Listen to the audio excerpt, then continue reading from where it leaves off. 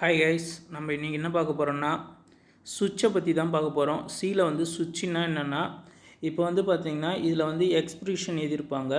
அதுக்கப்புறம் கேஸ்ன்னு பார்த்திங்கன்னா எக்ஸு, அதுக்கடுத்து கேஸ் ஒய். இப்போ வந்து 1 2 அது போல் தான் சொல்லியிருப்பாங்க.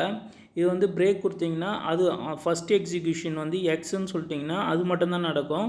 இப்போ வந்து ஒய்ன்னு சொல்லிட்டிங்கன்னா ஒய் மட்டும்தான் நடக்கணும். டிஃபால்ட்டுன்னு சொல்லிட்டிங்கன்னா டிஃபால்ட் மட்டும்தான் நடக்கும்.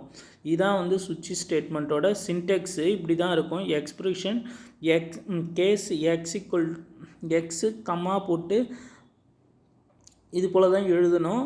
நெக்ஸ்ட்டு வந்து பார்ப்போம். அடுத்தது பார்த்திங்கன்னா சுவிட்சோட எக்ஸ்பிரஷனில் வந்து பார்த்திங்கன்னா கேஸ் 1 கேஸ் 2 கேஸ் 3 இப்படி தான் வரும். இதுக்கு நடுவில் பார்த்திங்கன்னா நீங்கள் பிரிண்ட் பண்ணக்கூடிய printf மெத்தட் பார்த்திங்கன்னா இப்போ அந்த ஸ்டேட்மெண்ட்டை வந்து நீங்கள் எழுதுகிற ப்ரோக்ராம் அது உள்ளார எழுதிட்டு பிரேக் கொடுத்திங்கன்னா அது வரைக்கும் தான் இது பண்ணோம்.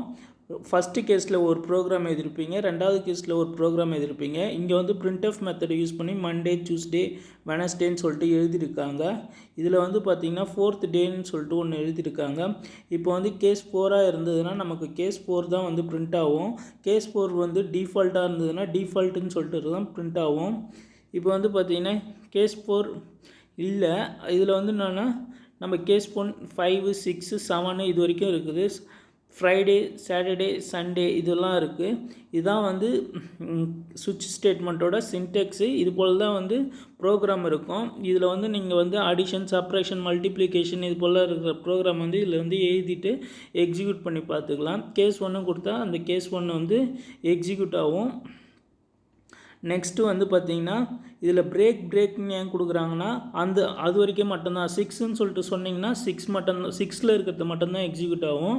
நெக்ஸ்ட்டு வந்து பார்த்திங்கன்னா இது வந்து டிஃபால்ட் எதுக்கு யூஸ் பண்ணுறாங்கன்னா, டிஃபால்ட்டுனா அதில் எதுவுமே இல்லைன்னா கீழே இருக்குது அந்த டிஃபால்ட்டில் என்ன இருக்குதோ printf மெத்தடை வந்து இல்லை அது உள்ளார என்ன எழுதியிருக்கோமோ அது மட்டும்தான் பிரிண்ட் ஆகுமே.